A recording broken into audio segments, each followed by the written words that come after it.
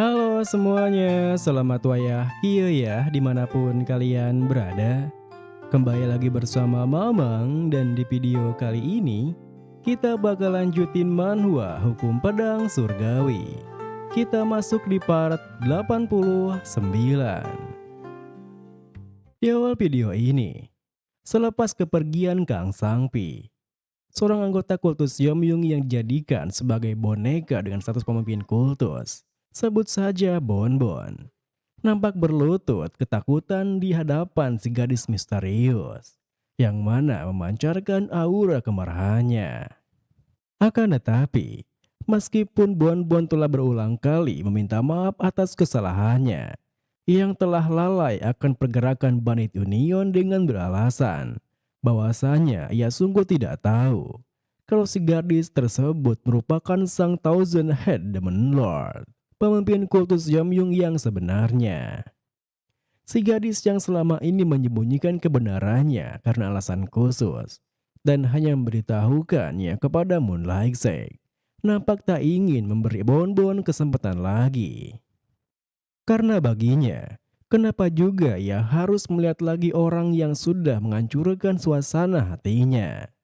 Sehingga Bonbon yang semakin putus asa pun tak bisa menahan dirinya untuk mengangkat kepalanya. Bahkan, meski Moonlight Sage langsung menyuruhnya untuk pergi, karena tindakan Bonbon barusan telah memicu amarah sang Thousand Head Demon Lord. Bonbon sendiri bersikeras untuk terus berada di sana. Sebab, ia tak bisa pergi begitu saja setelah mendedikasikan dirinya untuk kultus Yomyung selama 10 tahun ini. Dan mundur setelah satu kesalahan di depan Thousand Head Demon Lord yang akhirnya bisa ia temui adalah hal yang paling tidak ingin ia lakukan. Tentu saja, sikap Bonbon yang seperti itu membuat Moonlight Sage tak punya pilihan lain selain mengeksekusinya di sana. Bahkan, meski Bonbon memprotes jika itu bukanlah seperti yang dijanjikannya, Moonlight Sage tetap memenggalnya tanpa ragu. Sebab awalnya Moonlight Sage pikir Bonbon ini orang yang pintar. Tapi tak disangka, Bonbon hanyalah orang bodoh yang tak mengerti situasi.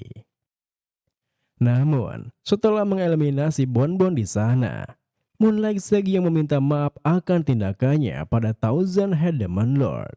Dan secara pribadi akan turun tangan langsung untuk mengurus semuanya. Moonlight Sage malah dikejutkan oleh respon Thousand Head Demon Lord, di mana ia bertanya dengan penuh amarah. Berapa lama ia harus menunggu? Sebentar lagi akan genap 100 tahun. Tetapi Moonlight Sage bahkan tak bisa menepati janji untuk mengakhiri segalanya 20 tahun lalu. Berapa lama lagi ia harus bertahan? Jika apa yang dilakukannya hanya berujung pada kegagalan, maka ia sendiri yang harus turun tangan. Sebab Yeon Jeoka sangatlah berbahaya, sehingga harus dilenyapkan sekarang juga. Tentu saja, melihat amarahnya yang hampir mencapai puncaknya, Moonlight Sage yang tidak bisa diam saja pun langsung memeluk menenangkannya sembari berjanji bahwa ia pasti akan melenyapkan bajingan Yeon Jeoka itu. Sehingga bersamaan dengan amarahnya yang mulai mereda, sang Thousand Head Demon Lord pun memberitahunya bahwa ia akan mempercayainya sekali lagi. Tapi kali ini, Moonlight Sage harus benar-benar melenyapkannya. Karena Yeon Jeoka telah berhasil melukainya. Mendengar hal itu, Moonlight Sage yang sungguh tak menduganya pun pamit undur diri sembari berpikir. Aku yakin itu adalah kemenangan mutlak. Tapi ternyata dia berhasil meninggalkan luka. Yeon Jeoka, memang benar bahwa bela diri kediaman Waryong itu mengancam. Tapi bahkan Yeon Muryong saja tak mampu mencapainya. Aku mengerti kenapa dia resah. Sekarang sudah tidak ada waktu lagi. Saat ini kami tak punya pilihan selain menyerang langsung. Sementara itu, di kubu aliansi Murim sendiri, Cheon Namgung nampak tak bisa berkata-kata ketika melihat adiknya, Yeon Namgung, yang telah tumbuh cukup kuat sampai bisa bertarung sepadan dengan ayah mereka.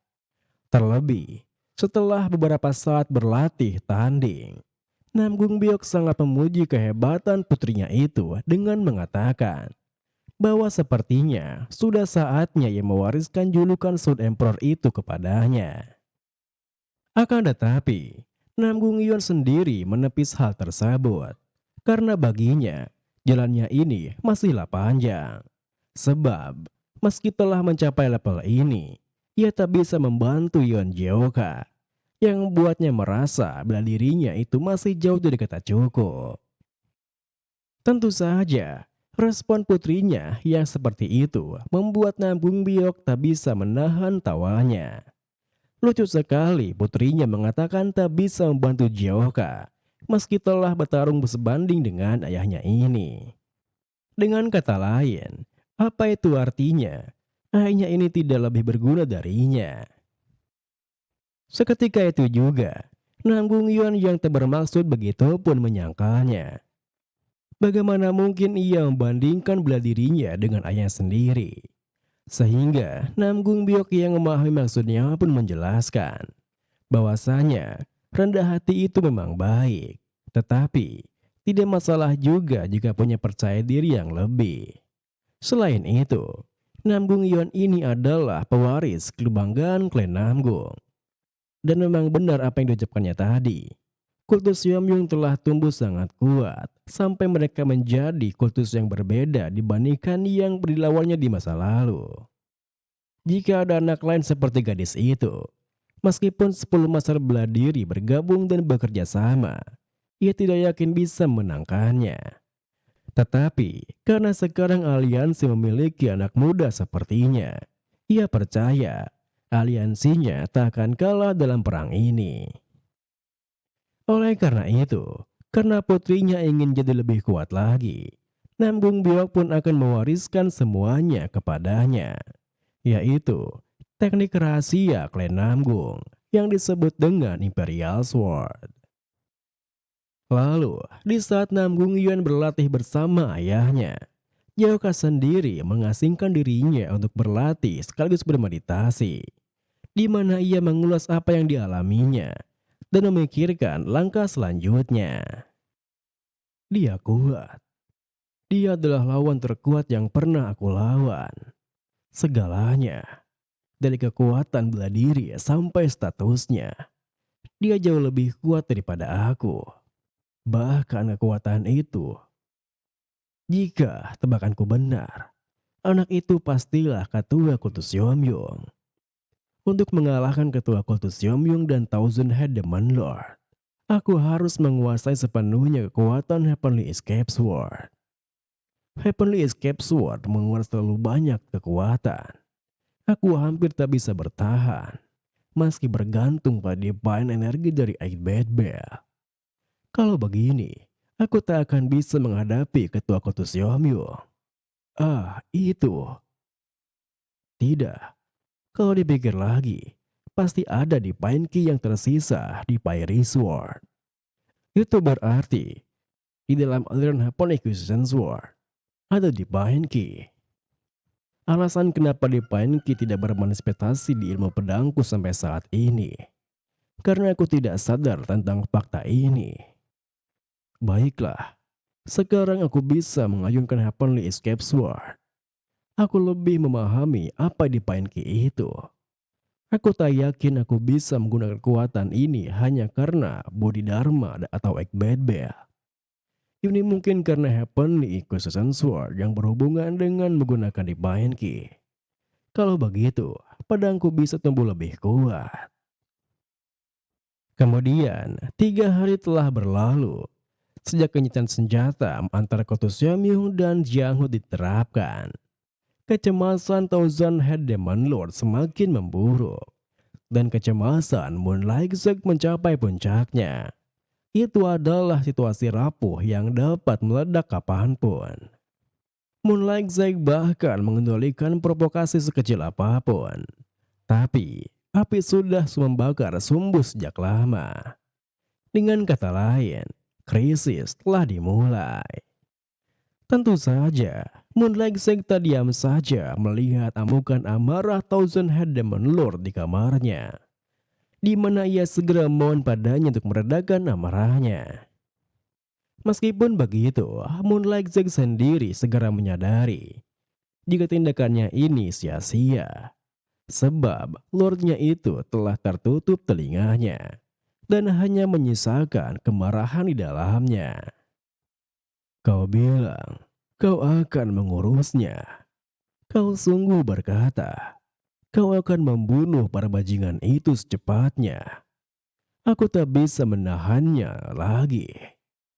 Pergi dan bunuh mereka sekarang juga. Seketika itu juga, Moonlight Seng yang tak bisa menatap Lordnya pun menunduk memohon maaf.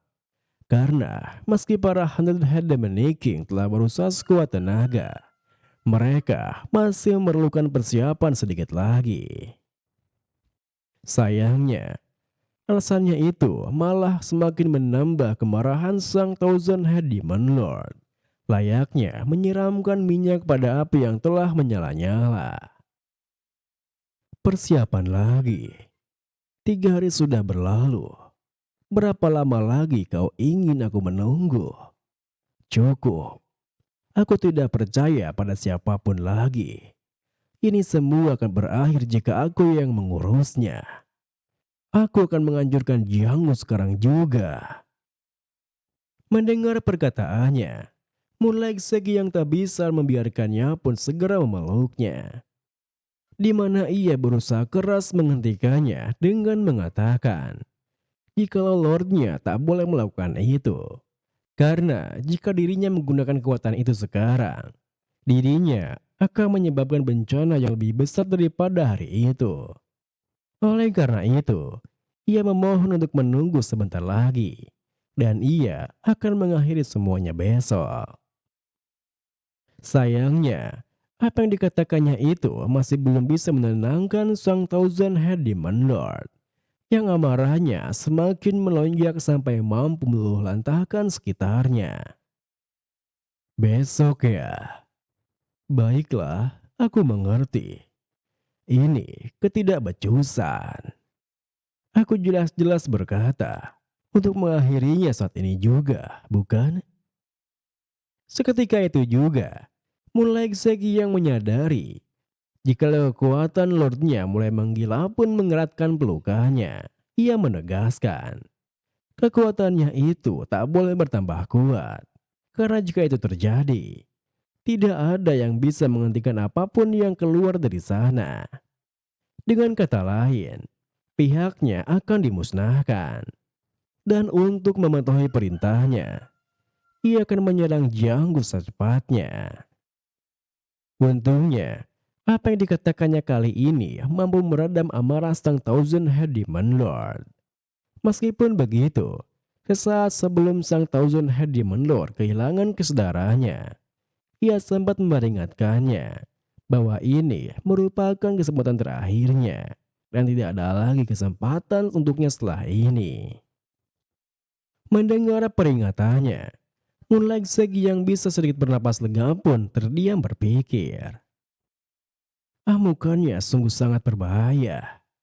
Jika terlambat sedikit saja, bencana yang sangat dahsyat pasti akan terjadi. Tidak ada yang bisa mengendalikan apapun yang muncul dari sini, bahkan bagai di Pine Mother. Mungkin amukan selanjutnya tak bisa dihentikan.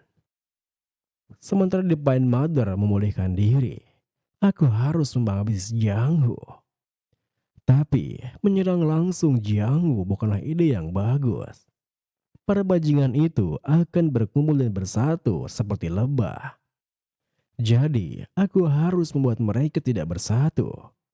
Dengan begitu, aku bisa berduel dengan Yon Jioka. Saat ini, hanya aku yang bisa melawannya. Tapi, cara apa yang harus aku gunakan?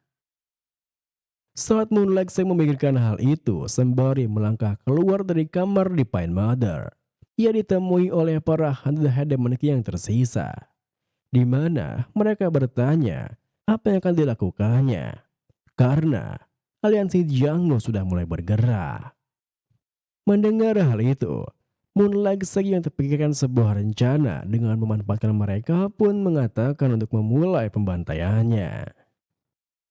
Sementara itu, di pintu masuk markas utama Kultus Yomyung, aliansi Muri menangkap seorang anggota Kultus Yomyung yang sedang melarikan diri setelah berhasil menembus pengepungan.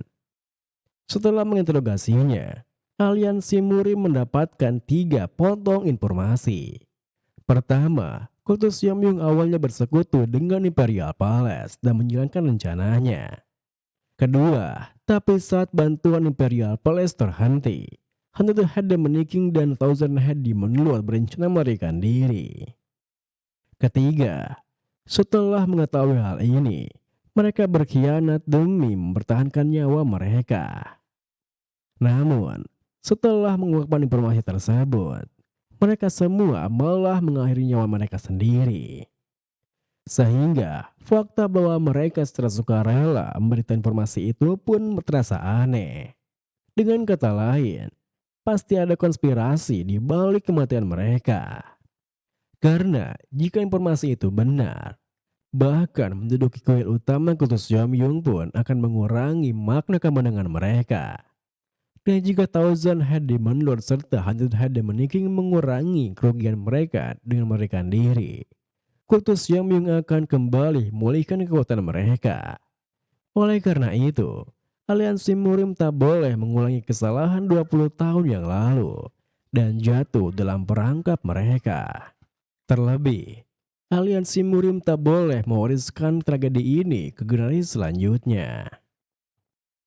Lalu, saat mereka semua termenung akan hal itu, tiba-tiba saja seorang anggota aliansi berlari terburu-buru memberitahu mereka bahwasanya beberapa anggota aliansi telah melihat sejumlah besar korps Black Shadow di utara. Yang mana berarti serang Kultus Yomyung telah dimulai lagi.